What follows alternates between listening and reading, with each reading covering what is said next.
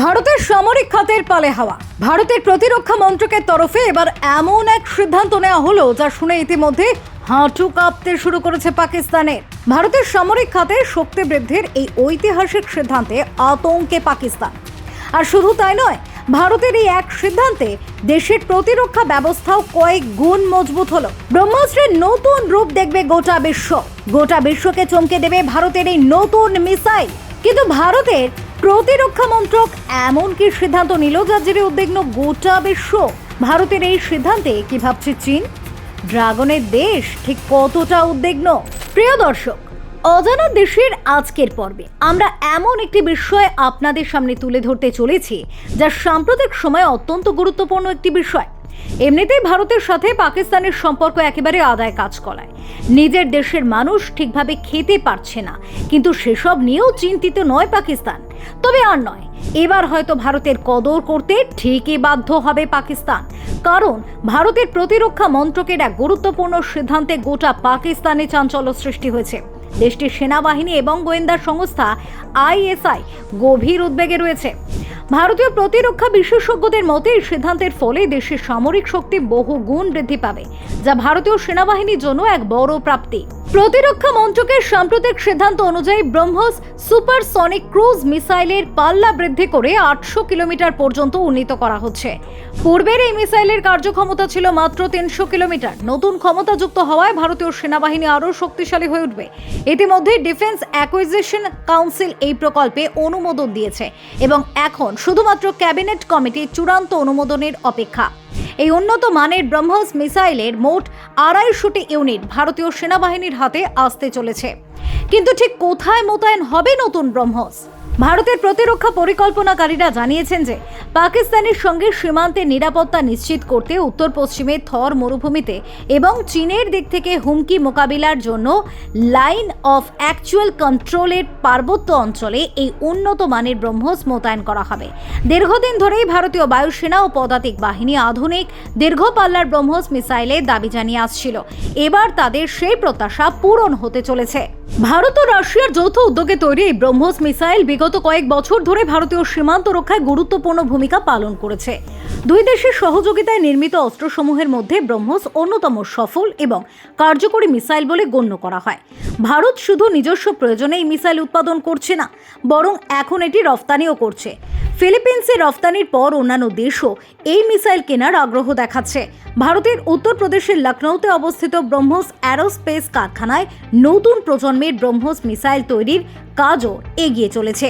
ব্রহ্মস মিসাইলের বিশেষত্ব কি? কেমন রয়েছে মিসাইলে?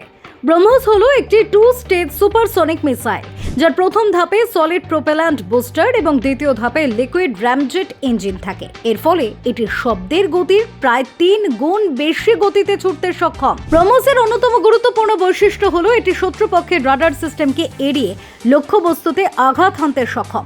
এই উচ্চ গতির সুপারসনিক মিসাইল নির্ভুলভাবে নির্ধারিত লক্ষ্যে আঘাত হানে, যা একে যে কোনো যুদ্ধক্ষেত্রে অত্যন্ত কার্যকরী করে তোলে। অপারেশনাল সহজলভ্যতার কারণে এই মিসাইলের ব্যবহারও অত্যন্ত সুবিধাজনক। একবার নির্দিষ্ট লক্ষ্য নির্ধারণ করে ফায়ার করা হলে এটি নিজে থেকেই টার্গেটে আঘাত হানে।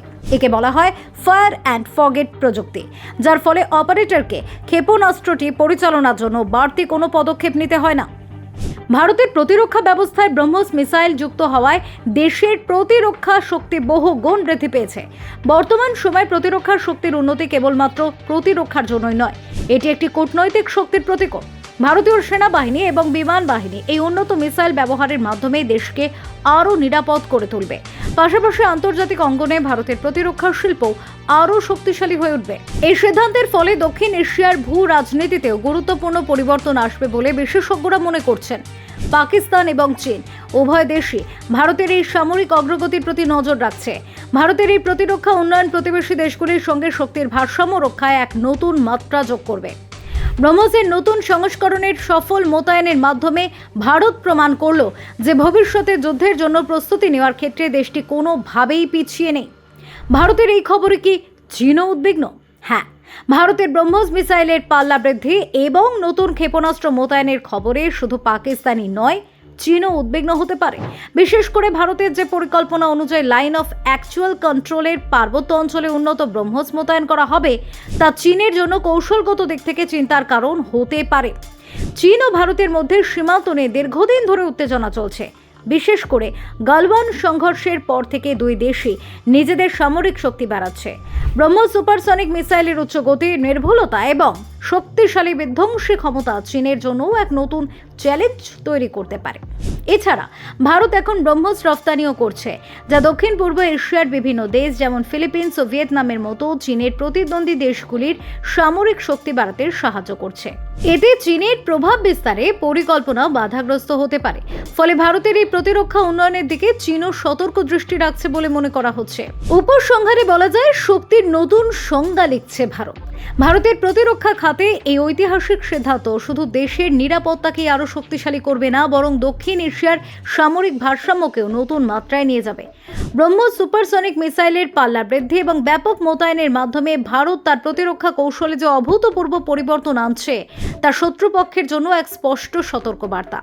সুতরাং আমাদের আজকের আলোচনা থেকে এটা স্পষ্ট যে ভারতের এই সিদ্ধান্ত শুধু পাকিস্তান কিংবা চীনের মতো প্রতিদ্বন্দ্বী রাষ্ট্রগুলির জন্য নয়, বরং গোটা বিশ্বের জন্য এক ইঙ্গিত। আর ভারত কেবল প্রতিরক্ষায় আত্মনির্ভরশীল নয়, সামরিক শক্তির ক্ষেত্রে অন্যতম শীর্ষস্থানীয় দেশ হয়ে ওঠার পথে রয়েছে। ফায়ার অ্যান্ড ফরগেট প্রযুক্তির সাহায্যে ব্রহ্মোস এখন আরও বিধ্বংসী, আরও নির্ভুল এবং আরও ভয়ঙ্কর। এই উন্নয়ন কেবল যুদ্ধের ময়দানে নয়, কূটনৈতিক ক্ষেত্রেও ভারতের অবস্থানকে আরও শক্তিশালী করবে।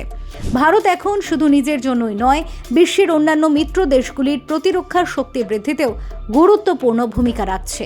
প্রতিটি নতুন সিদ্ধান্তের সঙ্গে ভারত স্পষ্ট করে দিচ্ছে, প্রতিরক্ষা, প্রযুক্তি ও কৌশলের দিক থেকে দেশটি ভবিষ্যতের জন্য সম্পূর্ণ প্রস্তুত।